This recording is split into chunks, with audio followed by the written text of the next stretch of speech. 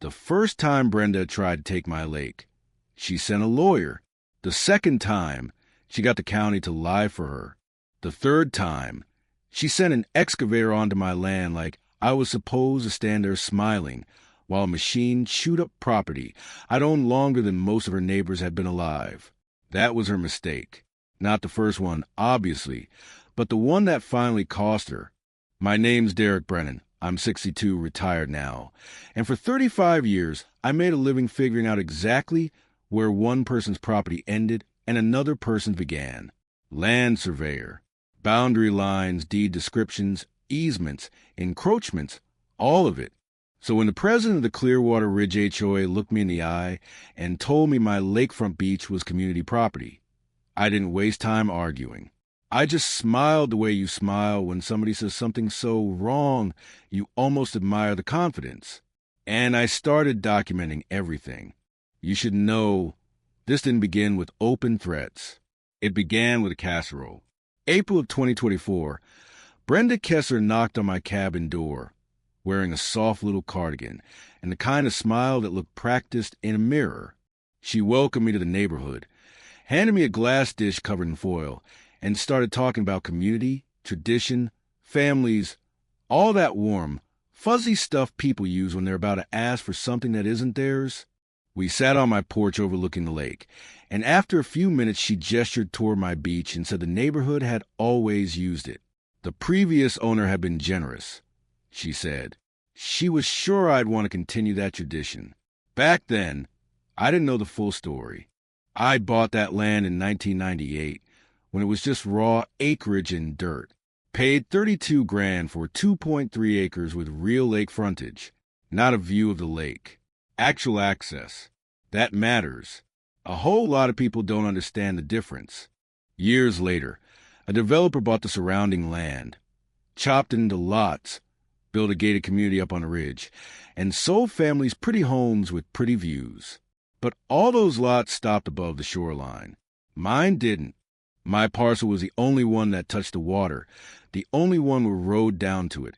And I built that road myself in 1999, paid for the gravel, the drainage, every inch. After my wife died, I finally built the cabin we'd always talked about. Moved in late 2023. I wanted quiet mornings, coffee, a fishing rod, maybe some peace. So when Brenda made her sweet little request, I said yes. Reasonable use. Families, kayaks, kids splashing around, fine. No trash, no parties, no nonsense. She thanked me like I'd done something noble. What I didn't understand then was this. Brenda wasn't asking permission. She was checking to see if I'd challenged a lie. Because Brenda wasn't just HOA president. She was also a real estate agent. And over the years, she'd sold a whole lot of homes in Clearwater Ridge. Homes she'd advertised with community lake access. Only problem was nobody had ever secured that access legally. No easement, no recorded agreement, no compensation, no deeded right, nothing. Just wishful thinking dressed up as an amenity. For months, things stayed calm. Families came down, used the water left by sunset. I didn't mind. But in December 2024, I walked by the clubhouse and saw architectural renderings taped to the window. Big glossy plans for a 2-tier dock, covered pavilion, kayak racks, lights. The works. At the bottom, it said Clearwater Ridge Community Beach Project. Estimated cost, $85,000. And there it was, drawn clear as day, sitting on my beach. I went home, pulled out my survey, laid my finger on the line, and just sat there for a second. The next morning, there was a laminated construction notice staked in my sand saying work will begin January 15th. No one had called. No one had asked. They'd collected a special assessment from the homeowners and hired a contractor to build a dock on land they didn't own. So I called Brenda. She answered like we were discussing brunch plans. I asked if anybody from the HOA had gotten my permission. She laughed. Actually laughed. Said they didn't need permission because it was community property. I told her to show me the recorded easement. Silence. Then confusion. Then that little shift in tone people get when they realize they've wandered into a conversation they're not equipped to survive. She admitted they didn't have anything like that. I told her, calm as I could, that without an easement they'd been trespassing for years, and if they built that dock I'd have it torn out and build the HOA. That's when the nice lady mask slipped. Her voice went cold. She said they'd proceed as planned for good community, then hung up. That night, I pulled every document I had. Deed, survey, tax records, county filings, HOA covenants. Read the whole thing front to back. And sure enough, there was nothing. A few vague lines about lake access, sure, but no legal description, no grant, no recorded right. Smoke. That's all it was. Smoke and sales language. I called a real estate attorney named Ramona Vasquez, an old friend of my late wife. Ramona listened and said, "Derek, this is a clean win on the law, but HOAs don't lose gracefully." She told me to document every contact, every trespass, every threat, every lie, build a record so tight nobody could wiggle through it. So that's what I did.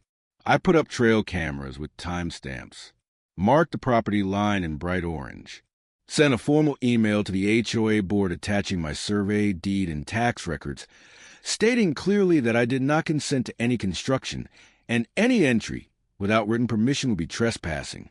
Brenda responded in under an hour, called me selfish, said 247 families depended on that access, said they were moving forward anyway.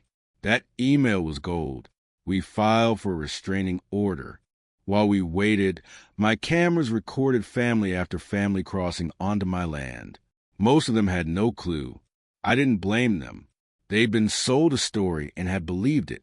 I logged every entry anyway. Then a neighbor, Pet Chun, quietly tipped me off that Brenda had rushed the dock contract through without competitive bids.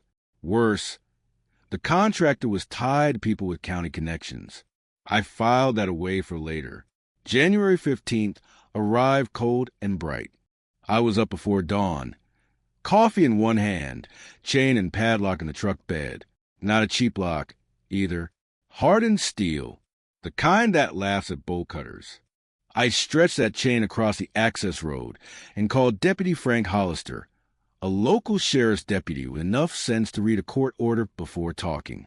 At 7:03 that morning, the excavator rolled up, big yellow machine, treads rattling, operator looking half asleep. Behind it, a pickup from Shields Construction. I walked over, asked if they had permission from the landowner. The operator said the HOA hired them. I handed him my survey, deed, and the temporary restraining order. Told him if he crossed that line, he'd be violating a court order. He read it, called somebody, looked miserable, then looked relieved when Frank's cruiser came into view. Frank read the order too, then told the crew if they proceeded, they'd be trespassing and subject to arrest. That excavator backed up the hill so fast you'd think it'd seen God. About 9 minutes later, Brenda came flying down the road in a rage, red-faced, shaking, yelling that I couldn't do this, that the project was funded, that families were counting on it. I gave her a copy of the restraining order and asked again for the easement. She had no answer. Frank, real quiet, said what she was describing wasn't community access. It was trespass. After she left, I locked the chain, put up a sign, and took a photo with a timestamp. That lock stayed untouched for 4 hours and 16 minutes. Then my camera caught Brenda coming back with an attorney and another board member. They stood at the chain, looked at the lock, and the lawyer pulled out bolt cutters. On audio you can hear Brenda say, plain as day, "Just cut it. He can't stop all of us."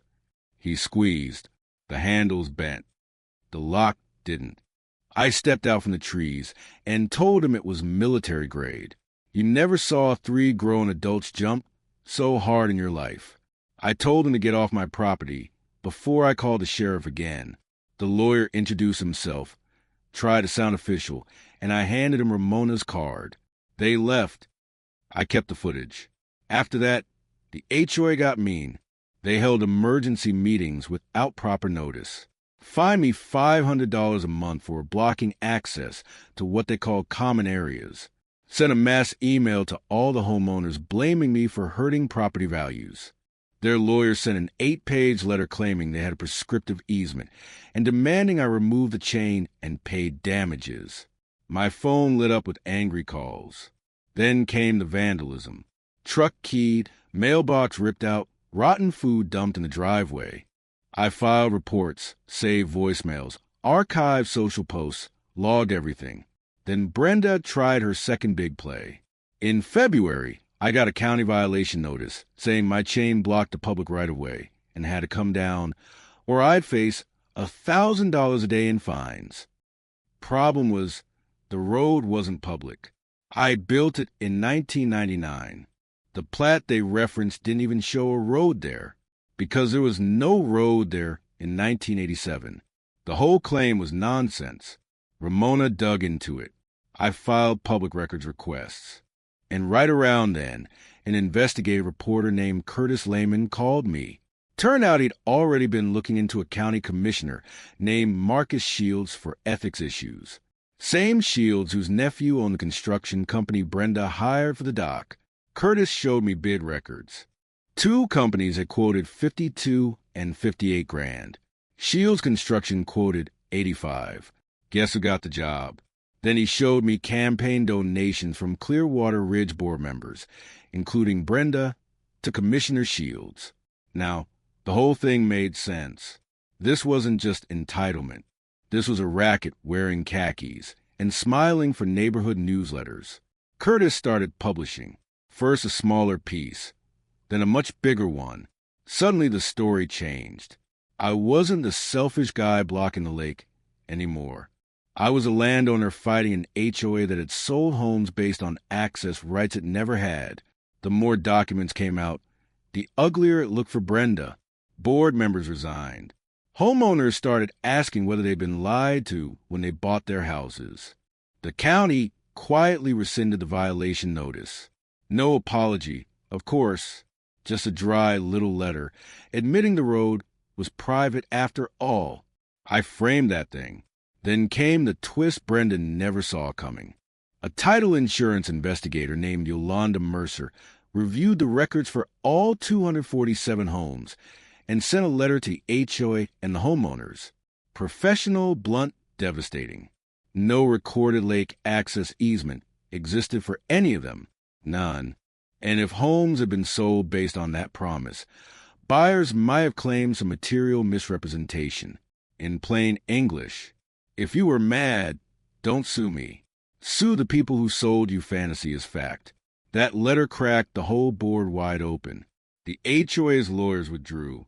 Their insurance carrier started distancing itself. Homeowners threatened legal action against the board personally. Brenda tried one last desperate move, proposing a special assessment of $2,000 per household to fund the fight against me. That meeting turned into a public execution without the coffin. People shouted her down, accused her of lying, demanded she resign. 2 remaining board members quit on the spot. By the time our court hearing arrived in April, Clearwater Ridge had already begun eating its own. Ramona was magnificent. The HOA's lawyer tried to make it emotional. Crying kids, disappointed families, tradition, reliance, fairness. Ramona got up and dragged it back to the law.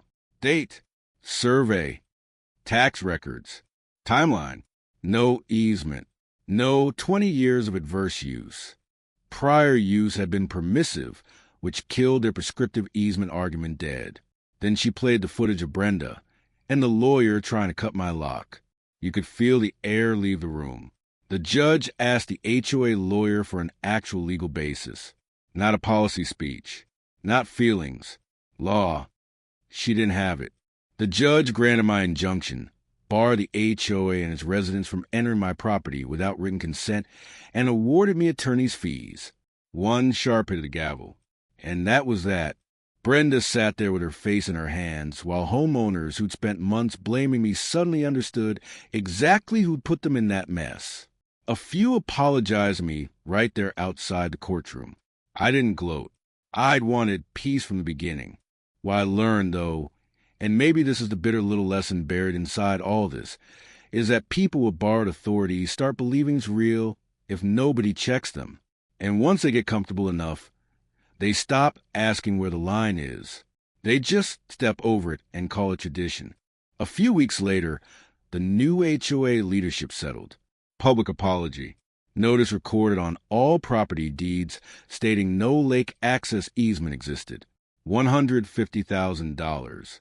Brenda resigned on her own before anyone had to force her. And here's the part that surprises people. I didn't keep the place locked up forever. I gave the new board a revocable license, not an easement, for limited seasonal access under strict rules. Reservations, cleanup hours, no fires, no alcohol, no structures, no nonsense. Respect the land or lose the privilege. They agreed. Turns out when people are told the truth and made to behave like adults, things run a whole lot smoother. I used the settlement money to help preserve the lake, fund a scholarship, and set up a legal defense fund for homeowners dealing with HOA abuse. Because after all this, I realized Brenda wasn't special. She was just the one who picked the wrong retired surveyor. These days, I still sit on that porch with my coffee and watch the sun come up over the water. Same lake, same shore. Only difference is now everybody knows exactly what boundary is. And exactly what happens when you pretend you don't. So let me ask you this.